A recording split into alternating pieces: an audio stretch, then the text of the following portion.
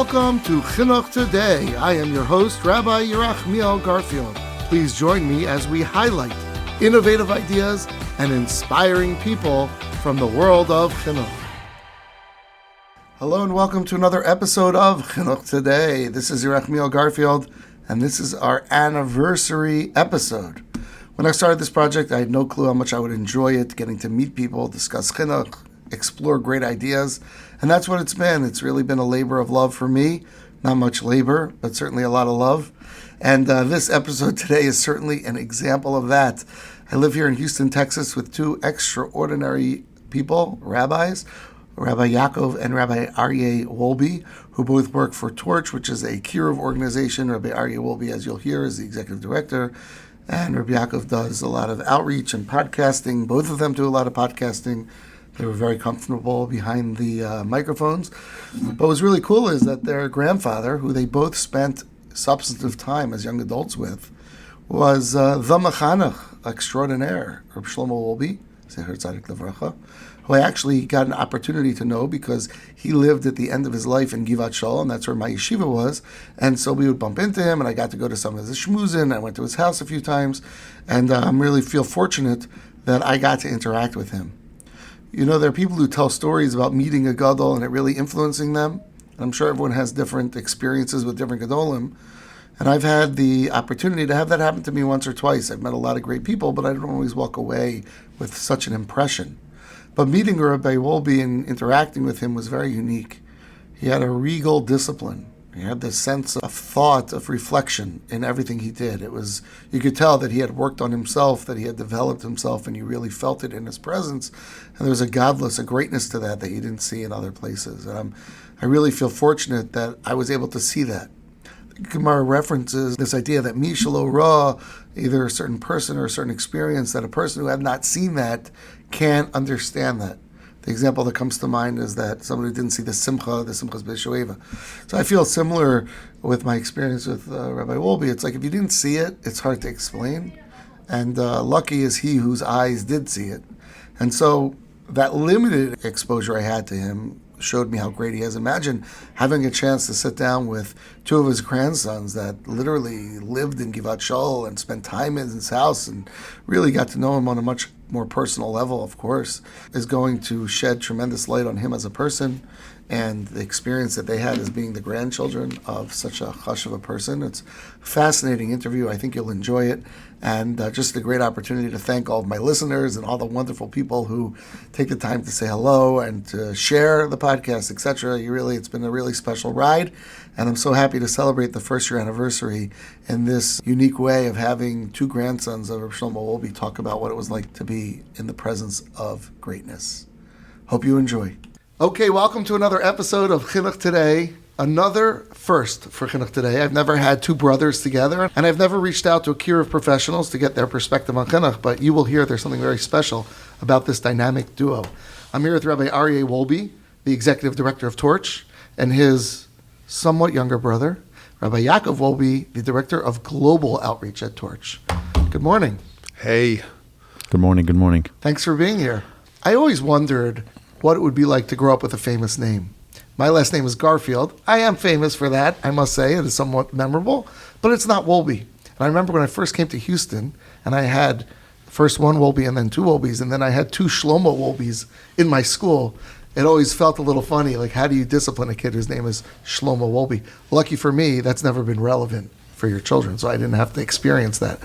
I'm happy you guys are here, and as I mentioned, the name Wolbe being so famous because of your esteemed grandfather of Shlomo Wolbe, Zecher Tzadik Livracha, and I thought he is known as the mechanech hador, the exceptional mechanech educator of our time. And what an opportunity it is to talk about that a little and see what lessons we could learn and share with our audience about that great lineage. So as I always like to do is find out a little about you. I think we'll start with Aryeh because you were born first. Where did you guys grow up? So I was born in Yerushalayim, raised in New York, and in Brooklyn, New York, and then we moved to Muncie when I was 10 years old. To go back on your introduction of what it means to grow up with such a name. Yeah. So till I was about 15 years old, it was fabulous. But when I was 15, I moved to Eretz Yisrael on my own, and I went to an Israeli yeshiva. And I saw the two tiers of law enforcement. Like some people they want to go after, so they get them, and some people they just ignore, they let them go. I had that in yeshiva, where like if everyone did something, it was fine because we don't expect Goldstein and Goldberg. We don't. Wolbe. Oh wow. Oh, you're going to be account. And there was a point where I came to my father and I said, I want to not only leave this yeshiva, I want to leave this yeshiva and change my name before I go to a different yeshiva. Really? Yeah. I was so fed up with being held to a certain standard that was unfair. I'm still a 15-year-old boy. Cut me some slack. And Baruch Hashem, I try and I do everything I can for my son, whose namesake is my grandfather, to not pressure him to do anything that's not him. You be you. My grandfather was a great man. He was a special person and he did whatever he could to be the greatest he can be. You be the greatest you can be, but you don't have to be him. Wow, that's such a good message. And I think as the person being mechanech, your son, and to all the mechanechim listening who might be in a similar situation, that's a great sensitivity. Not to say to a kid, hey, you're Shlomo Wolbe, like, what are you doing? That would be really hurtful. I'll tell you, many times over the years, I've had people say Shalom Aleichem, oh, what's your name, this and that, and then like, what did you say? What was your name? I said, Aryeh Wolbe, and they'd stand up, and like, oh, an Einikl from the Mashgiach, and it's like, no, I'm still me. Nothing changed. You know what I mean? It's like, so it's people. And for my son, I've seen it numerous times where people would say Shalom Aleichem to him and say, you're Shlomo Wolbe. Like, wow, that's a big name to live up to. And I would always turn to my son and say, like, don't think that you have to be Saba. You're not Saba. You're you. Isn't there another side to this? Don't we walk around with pride that we're Bnei Avraham, Yitzchak, and Yaakov, we have to live up to a higher standard? I know we have some relatives who are Kohanim, and I always hear them say, like, you're a Kohen. You have to live up to that. The Gemara tells a story about the son and daughter of Rabbi Yishmael Kohen Gadol, the last Kohen Gadol that we had. And they were taken captive by the Romans. And they were kind of prepositioned to do something really bad unwittingly. And they said, they marshaled their fortitude and the tenacity to overcome, because I am a scion of Aaron HaKohen, of Aaron the high priest. There's something to be said about knowing that you come from special stock. You don't come from ordinary stock. Of course, no Jew is ordinary, I know that. But if you come from Tarshish Olam, right? Mideza Tarshishim, you come from giants. You emanate from some of the great legends of our time. You should maybe live up to that standard, because you do have that greatness and that potential maybe coursing within you. 100%. But when you have a young child who doesn't understand that, and you try to put the pressure of a Gadol Hadar, that's not fair. And then they won't even make it to first base. So 100%. I remember, I'll tell you a cool story. Never said on the podcast. Not this one and not mine. Now with Chinuch Today. Breaking news. So when I was in high school, we had our Masifta, our high school was located on the campus of Ar Sameach in Monsey. And the dean of Ar Sameach was Rabbi Rakowski, who was a student of my grandfather. And I was a rambunctious high school boy, and I would walk around and stomp around and run through the halls in a way fitting maybe of kids, right? But I remember once I was marching through the halls of Ar Sameach, and I was either being very loud or a bit obnoxious or something like that. I remember I kind of turned the corner, and there's Rabbi Rakowski, and he's like a kind of a scary, imposing person. And I didn't see him. He came from the other side. I remember he took me like this around the shoulder, and he grabbed me on the shoulder. And he's like, "Do you know who you come from?" And he started speaking not about my grandfather, but my great grandfather, the great Rabbi Avram Grudzinski, greatest Talmud of the Alter, according to Rabbi Yaakov, according to this is my portion with all my toil, is Rabbi Avram Grudzinski. That's what the Alter said about him. And he started speaking about him, and I found it to be a very formative memory for me to know where you come from, know who your ancestors are, know how great they became, and that DNA courses within your veins. You have the capacity to do that as well. Did you experience any of the negativity? Of course. Me, it was more, it didn't cause me to want to change my name. Other stuff did, baby. But The FBI will find Yaakov. The FBI No, will not find you. that.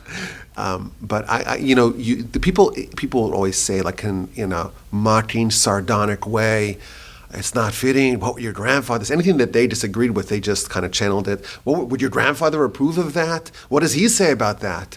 When the Rabbi in Yeshiva Gedola, when he encountered me on the bus without wearing a hat, Yeshiva guy's supposed to wear a hat. He's like, so it was me and a friend of mine. So he gave us a whole speech on the bus about the importance of a yeshiva student wearing the yeshiva garb, nice black hat, nice jacket.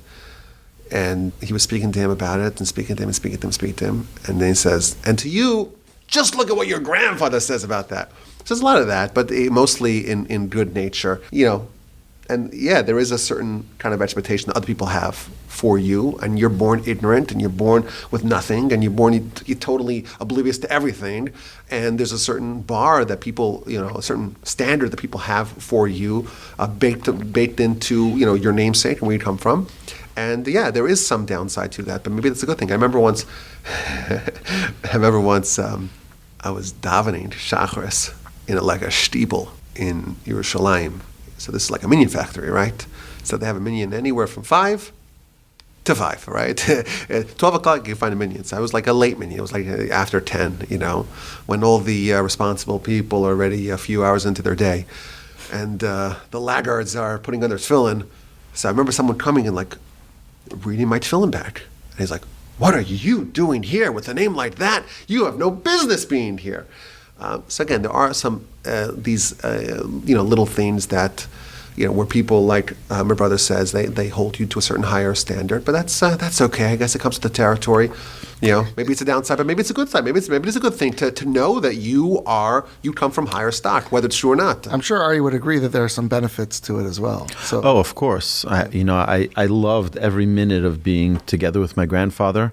I want to tell you an amazing story about Chinuch that is not a secret, but so you don't have to do one of those breaking announcements. Not breaking announcement. I woke up in yeshiva one morning. I was in Oral Khan in Yeshiva Ktana, which is on Rehov El Kabetz in Givat Shaul. And, regular wake up is at 7 o'clock, and the guy comes storming into my room. He says, your grandfather's here. Your grandfather's here. So regular, ordinary day. So quickly get dressed, like I would every morning, and get upstairs into the Beis Medrash to daven, and my grandfather's sitting right next to my seat with his talis and tefillin on. And with no announcements, no nothing, he just came to daven right next to me. And we davened the whole davening. Didn't say a word, nothing. On the way out, I was helping my grandfather, it's nice to see you here, and that's it. And I walked out with him. I walked him to his house. I had breakfast with him like I had had many times. And that was it. I was always wondering, why did he show up in yeshiva? Ma pitom? And to me, it's obvious. I was dealing with a lot in that, it was a total culture shock for me. I moved from New York to Eretz Yisrael myself without my parents there. And I went to it. It's in an Ivy League yeshiva.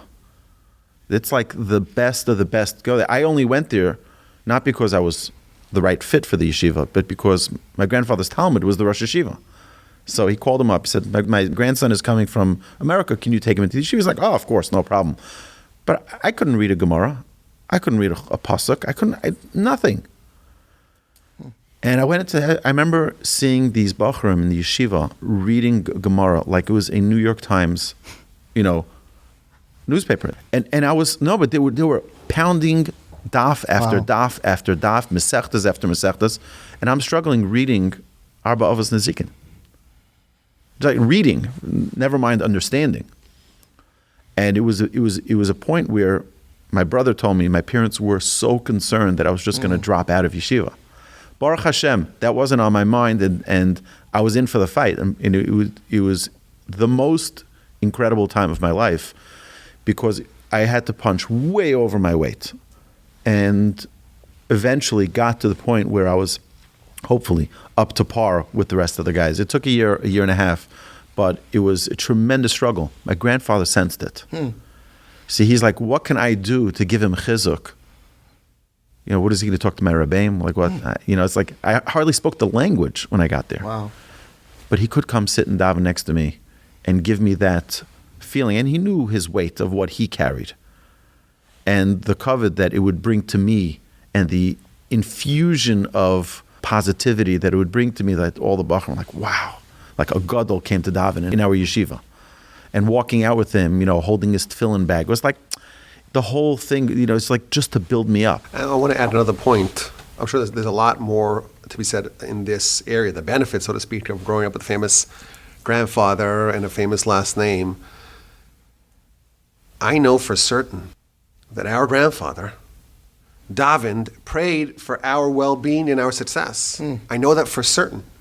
And sometimes I kind of, pinch myself and say, how did we do this? How did my father, the family he built is just unbelievable. Parents, just the family that they have and the kids and the success that they're seeing with their progeny, it's really unusual. It's unusual. And I know the answer. The answer comes from his prayer and the righteousness of our illustrious antecedents.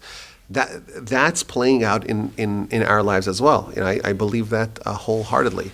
We have the big guns fighting on our behalf. Beautiful. That's tefillah of the parents.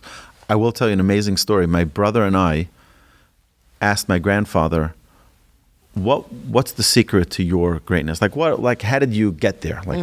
And he said that although he grew up in a non-religious home, for those of you who are listening now and didn't know that, it's a big shocker to many people. What? He grew up down from home.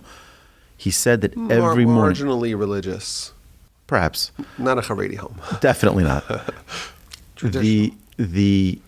He said that his mother, every morning when she would tie his shoes, would whisper in his ear, go be a Talmud Chacham, go learn Torah, go be a Yerei Shamayim. And he says that those tefillas are the tefillas that helped him succeed. Wow. I will tell you that I did hear from Rav Hamnik, who was the mashgiach of my grandfather's favorite yeshiva, Yad Aaron, which all of us, except for all seven of us besides for Aryeh, we all went to this yeshiva. So he told us that when I was in the yeshiva, I was with my older brother Yoni. He was there at that time. We overlapped. Yoni was there for the duration. He was there for 7-8 years. I couldn't handle more than a year and change. But he went to my grandfather, and he said, "The boys are doing so well." He might have embellished that, shall we say? "Boys are doing so well." So Saba says, my grandfather said, it's the schus of the Chazon Ish. It's the merit of the Chazon Ish, because my father's sandik was the Chazon Ish. So he said, he pinned all the success, so to speak, on the Chazon Ish. And Rav Hamnet says, well, what about you? You kind of downplayed that. But again, I know for certain that he prayed intensively on our behalf. And, as did our mother. Of course. And you enjoy those fruits, forefather, Jacob. Yaakov, for those who are listening Avinu, in my crowd. He described tefillah, prayer, as shooting an arrow. Becharbi ubekashti. He says he won a war with the sword and his bow. Sword, to Rashi, that's Talmud Torah. This is the final verse of chapter 48 of Genesis. Perek Mem Ches, beginning of Parshas Vayechi. He won a war with a sword and a bow, with Torah and tefillah. Tefillah is a bow; it travels great distance. And tefillos, like the tefillos of Avraham Avinu, we still go back to them because they're still efficacious even now. So I really feel like that is some real ammunition that we have, helping us thanks to our very illustrious, meritorious, pious antecedents. Do you know what it was about Yad Aaron that he found so special, that yeshiva? I think there are a number of components. I think firstly is that it was a smaller yeshiva, and it was a yeshiva that was focused on the Talmidim. There was a very close relationship with the Talmidim, between the Rabbeim and the Talmidim. Many of the yeshivas are too big and too understaffed to handle and really be mechanech. It means many yeshivas are just a yeshiva because it's a yeshiva. You come to learn and finished. But they don't feel the sense of achrayus to be mechanech. Even in Koil, just because a guy's married doesn't mean that he doesn't need chinuch. And I feel that it's a tremendous flaw in many of the Koilim, that they're just, you're there, you come, you learn, you get paid, if you get paid, and go home. But there's no relationship of chinuch with the Hanhala, which is, I think, a flaw. Yeah, listen, my grandfather would lament this more than anything else, the fact that there's generations, in his words, generations of very serious yeshiva students that are growing up without any chinuch, to use his words. That's what he says. There's no chinuch. And we spoke about this before we started recording, about the Alter Slabato, which is the greatest pedagogue of all time. He was reprimanded by his teacher, who was the Alter of Kelm, because he had too many students, because there are 300 students. There were in Kelm, there were 40 students. That's it, the whole Talmud Torah of Kelm, 40 students. And he said to him, how could you be mechanech when you have 300 students? You're not raising talmidim, you're raising hats, he told him. And my grandfather said about himself that he matches out, I think I heard different accounts, either at 60 students or at 100 students. He could be responsible for the flourishing of between either 60 or 100 students, or 99. He wanted to keep it less than 100. And then my uncle, he should live and be well. My grandfather's hand-selected son-in-law, Rav Erlanger, was the Mashgiach in the Mir in Flatbush. He said, well, if Saba could handle 60 Talmidim, I could handle 30. But the point is that you have yeshivas today. Someone told me this recently. There are more than 15 yeshivas in Israel with more than 1,000 students. Wow. How could you possibly know? How could the Mashgiach or the Rosh Yeshiva or the B'chanach, whatever, how could they know what someone is, what 1,000 guys are going through? 1,000 guys are going through. My Rabbi used to talk about Rabbi Yerucham, the legendary Rabbi Yerucham, when he came back to the Mir Yeshiva after World War I. And there were 300 Bachrim there in the yeshiva. So he was the head of the yeshiva. He was the mashgiach, but he was functionally the head of the yeshiva before the war. After the war, the yeshiva was fragmented, it scattered. He came back.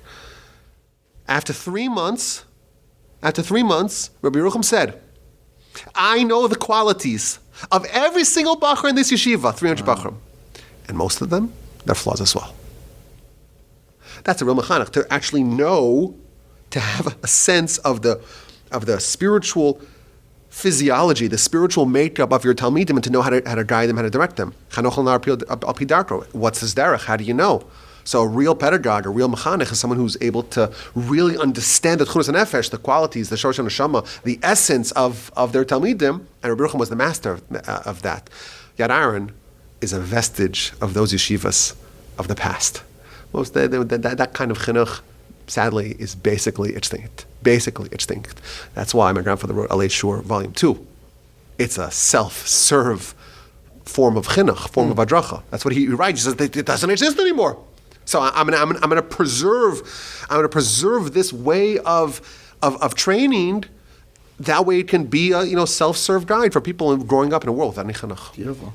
I believe the Baal Tanya says the same thing about the Tanya, why he wrote it. Was because he wanted to make it a self-study for people who want an initiation into Chassidus. It's a precedent for that. So you're probably wondering why I didn't go to that yeshiva. But one of the Rabbeim, Rav Beryl Eisenstein, Zechet Tzadik Levracha, the year before I was going to Yeshiva G'dayla, which I was going to go to Yad Aaron, he left the yeshiva and opened his own yeshiva. And my grandfather thought it was best that I go to learn by him, because he was in Yad Aaron.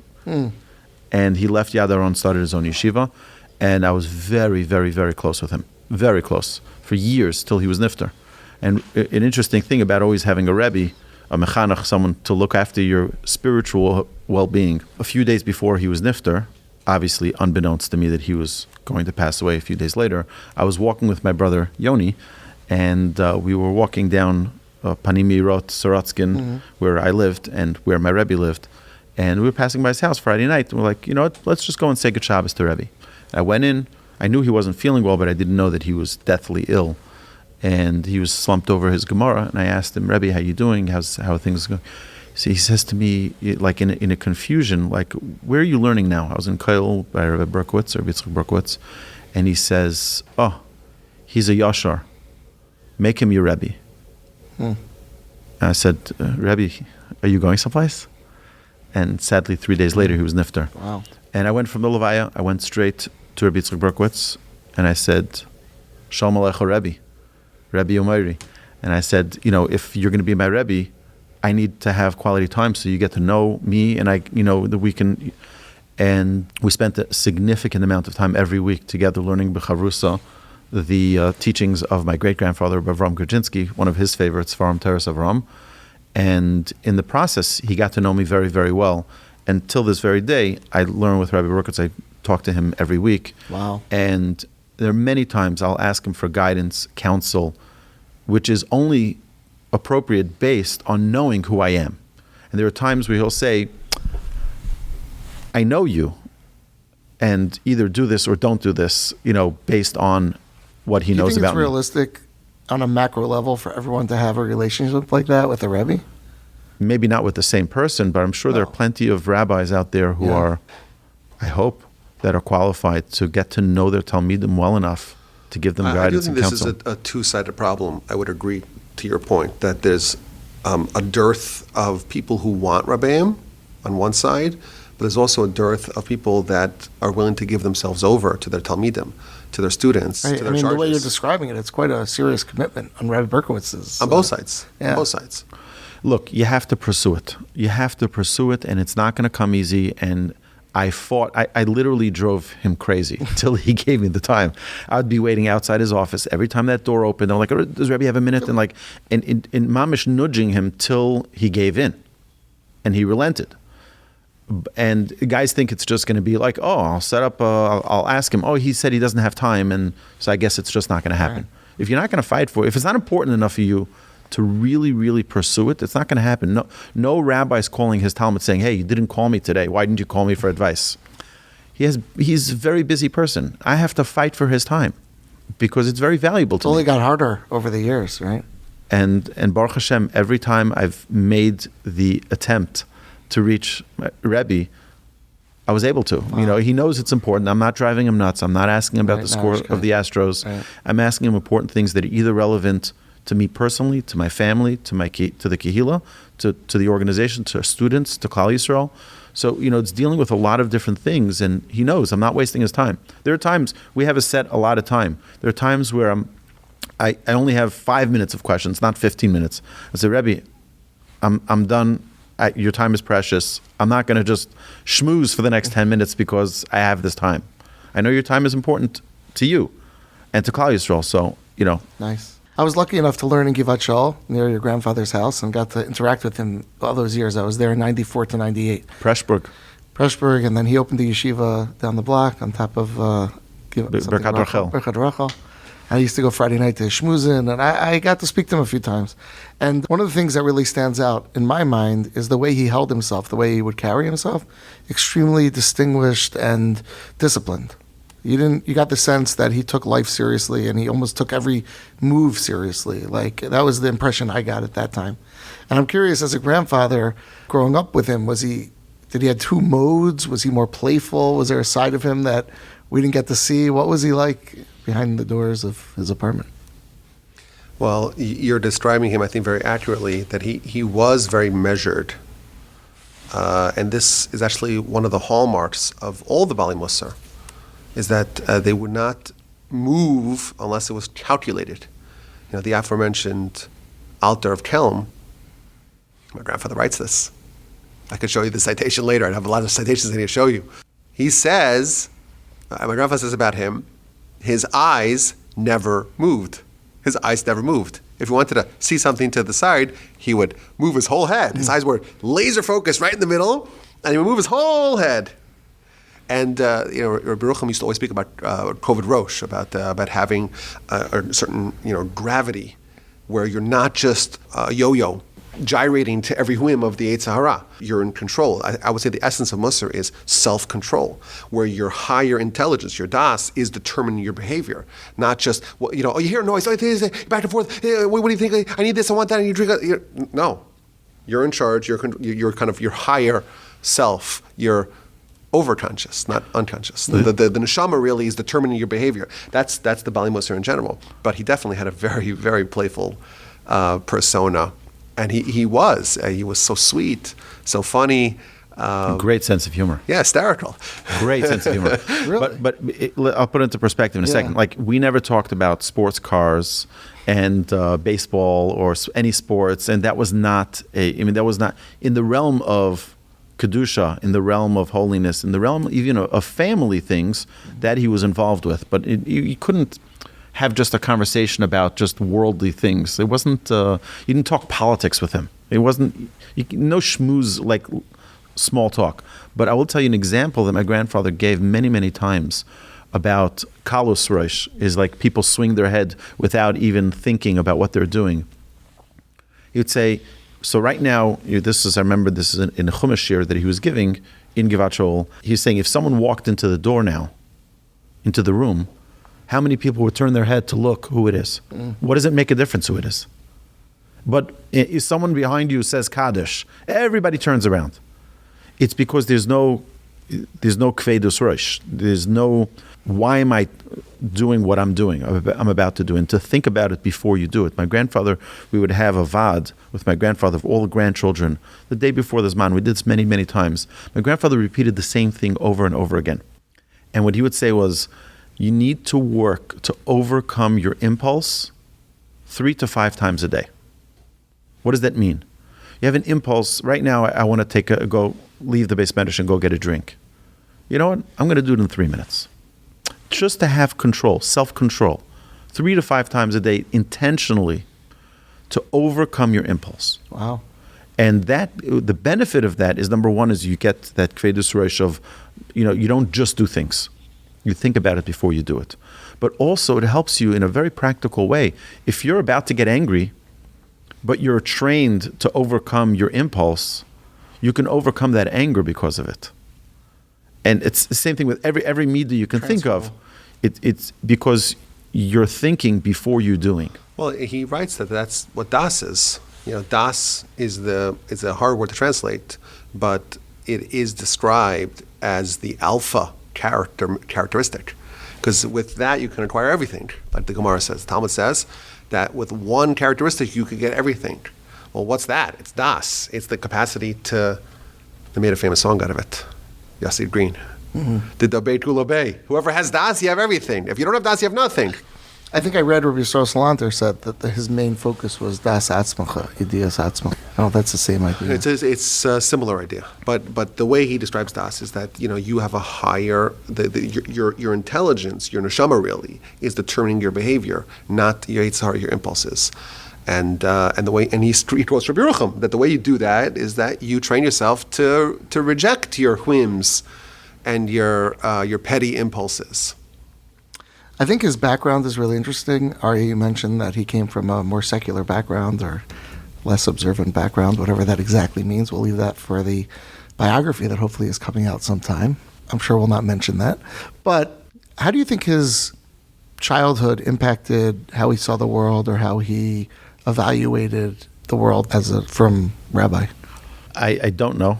Yaakov probably can answer this much better than I can. He's done significantly more reading into my grandfather's logs and books and writings and diaries than I did. But I think it's remarkable how normal he was coming from the background that he came from. He didn't grow up in a yeshiva world. Mm-hmm. He immersed himself in that yeshiva world when he went to the Mir and completely took it over. He absorbed it 100%. And that became who he was. So, whatever he grew up with and the whatever, let's call it, quote, baggage he had growing up, that was out. I'd push back on that a little bit. Rabbi Yerucham was very dedicated towards his development as a student. And he's German, grew up in Berlin, but not just, he didn't just live there. He was German in character. He's very precise and very meticulous and very thought out and, an engineer kind of mind, and very yekish, as we would say, very precise. And first of all, a cute story is that my grandfather was once davening with Rabbi Yerucham. I think that has different minyan or whatever, and he closed his eyes to daven, and then he opened up his eyes in the middle of davening, and he sees 8 inches from his nose is Rabbi Yerucham staring at him. Can you imagine how terrifying that is? Staring him because he's really trying to study him. He's a real pedagogue. He's really trying to study and understand him. But there was a story when my grandfather arrived to yeshiva to the Mir. Rabbi Yerucham was having a conversation with some of the more senior students about what do we do with this new project, this new Shlomo / Wilhelm. His father named him Wilhelm after the Kaiser, most likely. His name was Wilhelm. All the Germans had secular names. So his name was Wilhelm. Shlomo was his Jewish name, but he was known as Wilhelm. what do we do with him? How do we figure out how to build him? So the guys all said, you have to, his Yakkishkeit, his German character trait is just too much. You have to rip that down. And he says, no, you have to build him on it. You have to take that and use that to build, so to speak, his spiritual edifice. And I think if you look at the legacy that he built, you see a lot. Of course, any of the heresy, so to speak, that he was exposed to, he completely repudiated, including psychology. He started off as being much more receptive to secular psychology, and then he made a complete 180, where he completely repudiated it. When was that? I have a letter where he writes, he details his change and shows how secular psychology is really against Torah. So he does change. He does talk about psychiatry. Are we talking as like in the 70s, in the 80s? I don't know. I don't want to. I think it was probably in the 70s or 80s. It was later on. It was deep into his from life. It wasn't like it's something that really he worked on and thought about and years of reflection and came to that conclusion. Yes, he came to the conclusion that Chazal are the best at this in human psychology, and the secular psychology is corrupt and it's wrong. That's the conclusion he arrived at. You and I started an essay about psychiatry. Yeah. Psychiatry and religion. Yeah, it's an amazing essay. So was that before? No, I think that he stood by. Psychiatry versus psychology. Oh, got it. Okay. But if you look at his Torah, at his persona, at his legacy, at his voluminous writings, you do see, I think, some of the fingerprints of his upbringing. His father was an academic. His father was a linguist. His father was a writer, which are, traits that you associate a lot with kind of the German stereotype, thought out, history, and thinking about things but being very precise, language. You see that in his writing. The language in his writing is just masterful. His command of language. He himself, he wrote books in Swedish because he was in Sweden during the war. He wrote a book in Swedish. Like he has a command of the language. He adopted it, command of language to such an extent that he was able to actually write a full-length book in Swedish. But in general, I think his Torah was very brilliant. It wasn't so much the kind of traditional mussar that we think of as where people just say things that feel good. And, it was all based upon Chazal and building an entire treatise, starting from the bottom and building up until you create this incredible picture, incredible portrait. That is, to me, a little bit more of a kind of an academic. A brilliant academic way to portray Torah. So I think that yes, he did repudiate a lot of the German, the German upbringing to a certain extent, anything that was not Torah, and he did not go with the opinion of Rav Hirsch. He was not, even though they had the same birthday, which is maybe of note. But he did not go with the opinion of Torah Derech Eretz. He didn't believe in that, and he actually pushed back against people that because he didn't think that was the right way to go. But I think.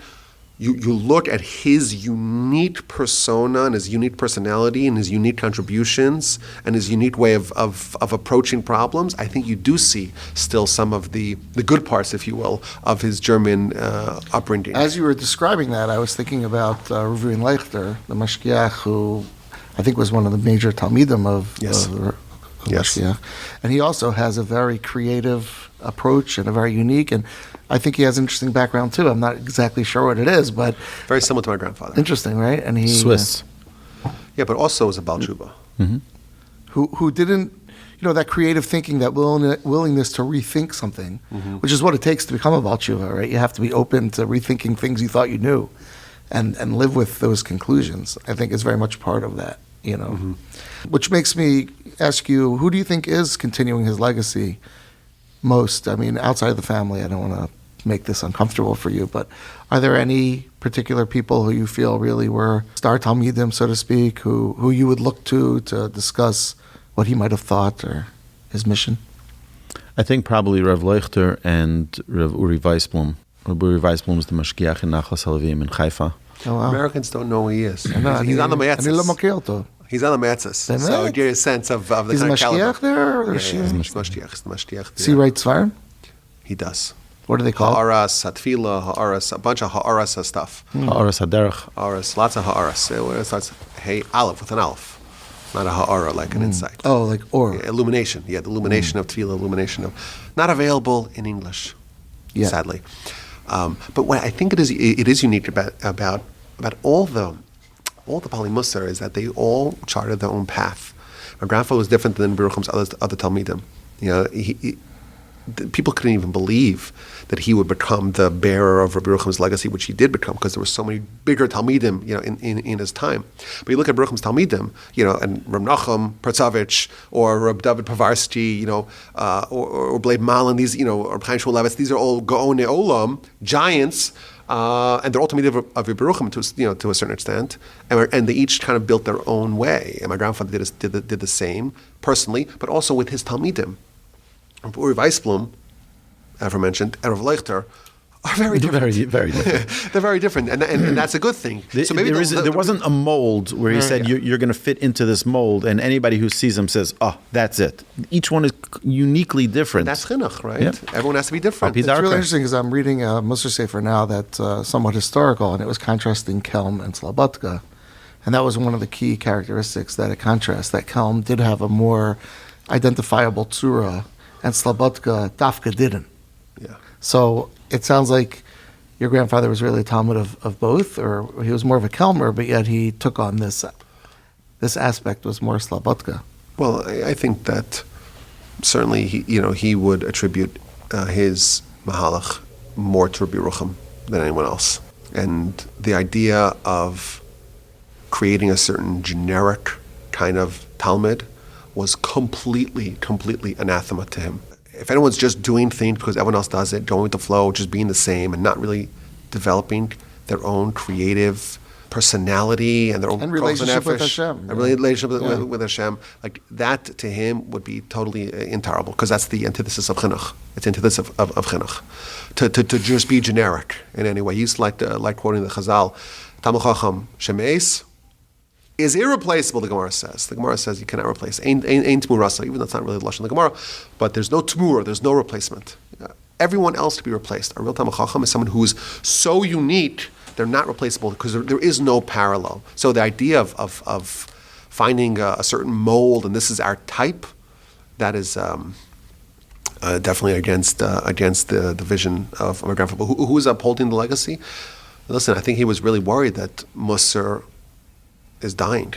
He was really, really, really worried about that. In his tzava, in his last will and testament, much of it is dedicated towards the perpetuation of the Beis HaMusar and to announce by the Levi that the Beis HaMusar will continue. And he would really, really lament the fact that Musar is dying. And it's sad, because like we said earlier, there's just generations of kids being born and being raised without chinuch. And that is a disaster. Is Musar and Chinuch the same thing? I think so. It's a certain kind of, it is a form of chinuch, yeah, I think so. I mean, yeshivas have Musar Seders. The modern yeshivas have. He differentiated between Limud Musar and Chachmas Musar. Okay. And Avodas Musar. He said that, yes, thankfully, he wrote this, thankfully, the perfunctory, check the box, Musar Seder still present in most yeshivas, not all, but most. But the Chachmas Musar, the Avodas Musar, the actually application layer of Musar is sadly kind of going extinct. Do you find yourselves trying to fulfill that in your own lives and your own Avodas Hashem? I do. I try to.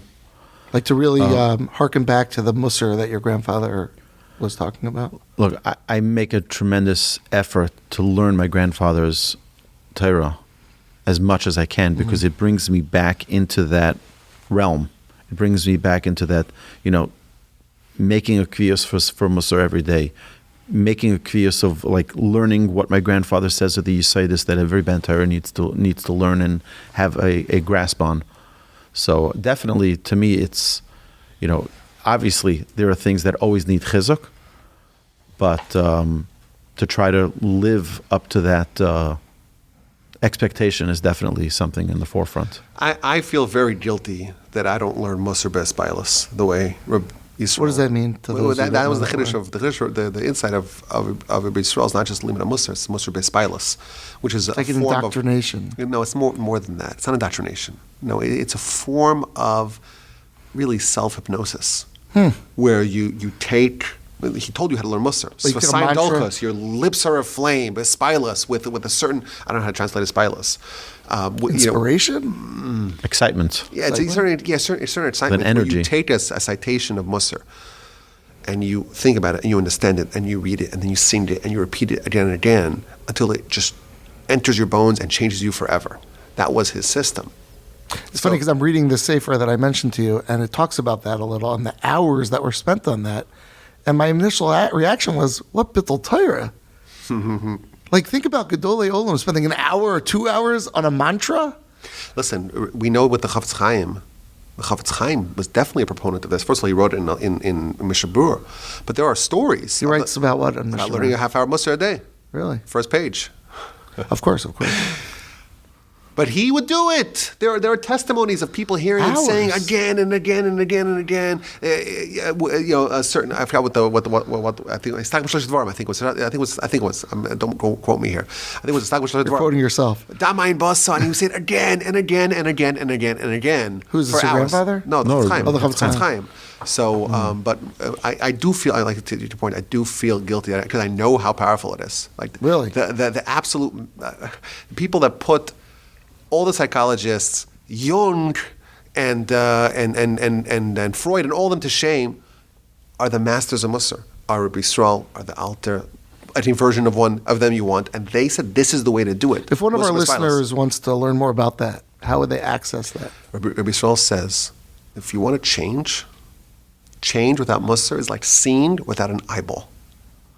It's like hearing without ears. That's the words that he says. Wow. It's not possible. Not possible. And again, he outlined the way to do it, and it works. You look at the Bali Musar, and they're princes of humans. Princes. So where is this outlined? I mean, in the Sefer Yisrael? Of course, yeah.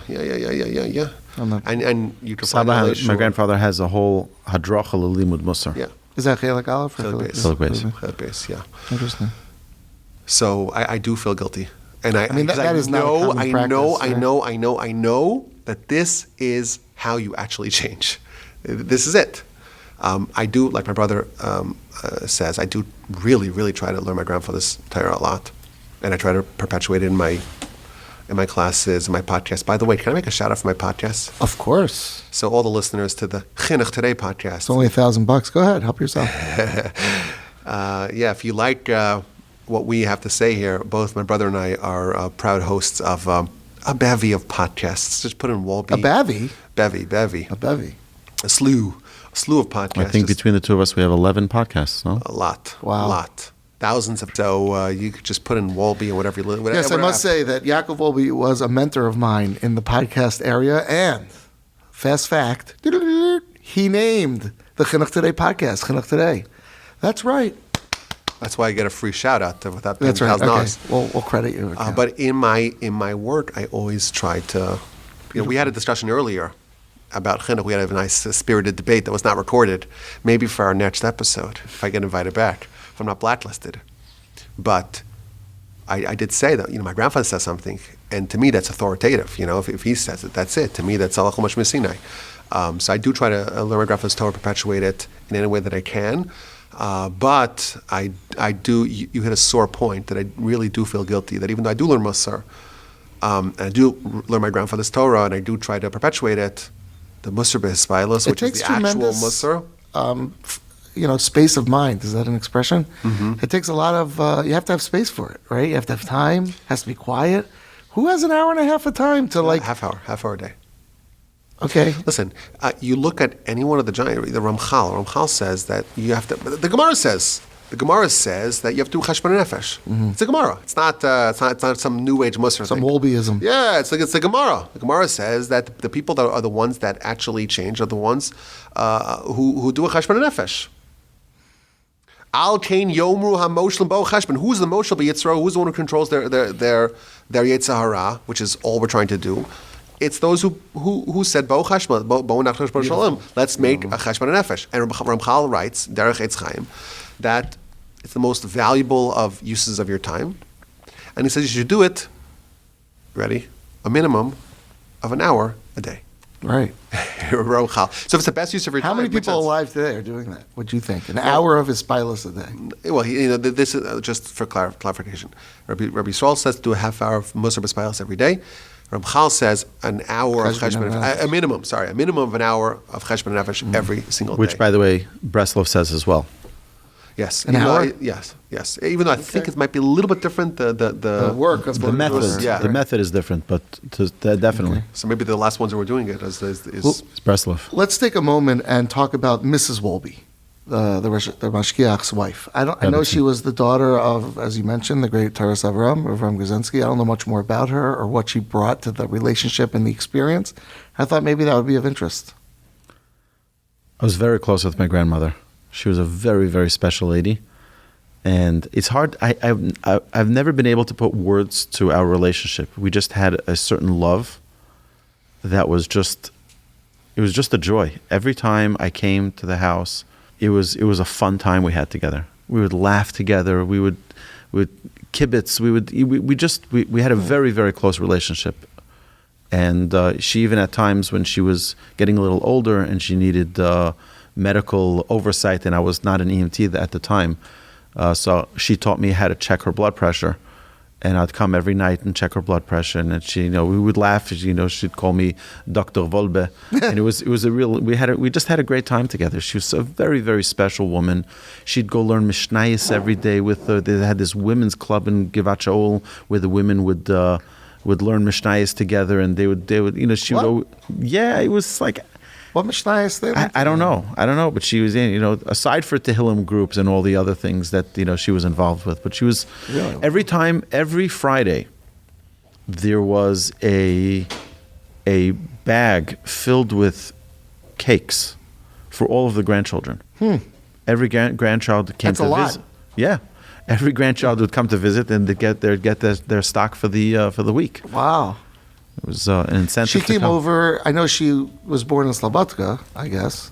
And how did she escaped before the war, or did she suffer during the war? After the war. She came after the war. Yeah, well, she went through the horrors of the war, and she wrote a book about it, which I recommend everyone reading it, Faith in the Night, Ve'emunascha Balelos. So I would recommend that. Published by Israel Bookshop. Published, just, I don't know, Google it, they just reprinted it. It's an amazing, amazing work. But I would say more about her.